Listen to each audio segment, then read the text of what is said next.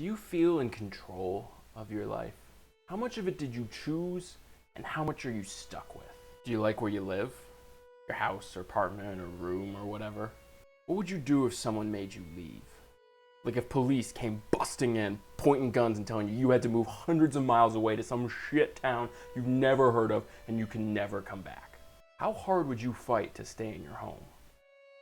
The Saturday before last, a scab ripped off in the mountains south of Russia's front feet. Now, since their war ended 22 years ago, Armenians and Azerbaijanis have peppered sniper fire across a line in the Caucasus Mountains. Last year they killed 82 people, which is more than any year since '94. Now one side here is fighting for their homes, and the other side is the jackboot viciously kicking them out. The question is, which is which? The story starts with the kingdom of Ararat, which you may know from the Old Testament, because that's how far back we're going. They weren't a grand and powerful kingdom. They were just a few tribes who came together to defend each other against the giant empires rising in the lands around them. They just wanted to protect their homes. Maybe the giantest of those empires was growing a little ways south in today's Iran. They were the Median Empire, precursor to the Persians.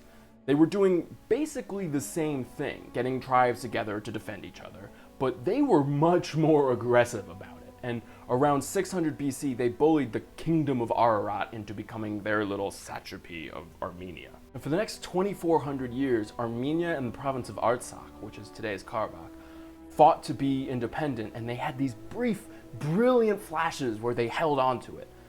But mostly they were passed from empire to empire as each one tore through on their way to somewhere else. And over time, the guys on the ground, like running the towns, farming the land, they shifted from being mostly Armenians to being mostly Turks and Persians. But when Russia took over around 1800, it shifted back because a lot of Muslims were going back to Persia.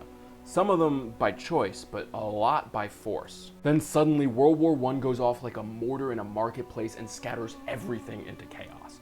Russia fell apart, and after a quick gasp of independence, the last free Armenians are conquered by the Ottomans and marched off to the same slaughter that had slain 1 million of their Western brothers. But at the last minute, the British, history's great methed up wrecking ball, slammed through the Ottomans, shattering their empire to pieces. Then the British got up, looked around for a second, did a few shots of brandy, drew some new lines all over the map that lumped Artsakh in with Azerbaijan, and promptly and proudly rode off into a very wobbly sunset. A few years later, the Soviets stumble in. And they look at the British maps and they go, he's good enough. And they leave Artsakh in Azerbaijan, even though only 5% of the people there are Azerbaijani. And they change the name to Karabakh. That's the sort of burning indignity that can smolder in your chest for 65 years. But the Soviets didn't care, and the difference between being an Azerbaijani oblast and an Armenian oblast wasn't worth dying over. So everyone just stewed for about a half a century, getting hungrier and colder and madder, until finally the Soviet Union crumbled. And the Azerbaijanis and Armenians, they leapt at each other's throats. Karabakh declared its independence, Azerbaijan leaps to take it back, but Armenia kicks their teeth in. 30,000 people died and over 1 million were displaced from their homes before they finally and very warily signed a ceasefire. And since then, they've been trenching up, preparing, and on April 2nd, the peace finally broke. There's two stories here, and there always have been. One's being told in Farsi and Turkish and Azeri, and they say that Karabakh has always been theirs. But now Russia is egging Armenia on because they want to create trouble near the pipeline that makes Russia's gas less essential, which is in Azerbaijan.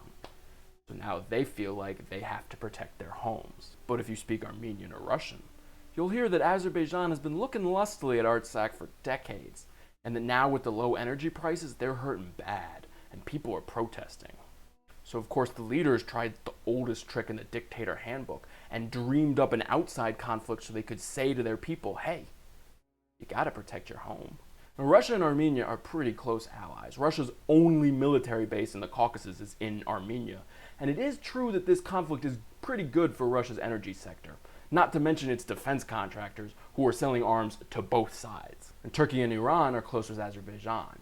And while Iran doesn't mind the Russians, Turkey can't stand their ugly faces. Russia, Iran, and Turkey, they'd all love to control this little isthmus. They've been fighting over it for 2,600 years. And the Armenians and Azerbaijanis, they're all riled up because this land is rightfully theirs and you gotta protect your home. But the truth is, neither one will win the fight without their big backers. So ultimately, Karabakh and the Caucasus will belong to either Russia or Turkey and Iran.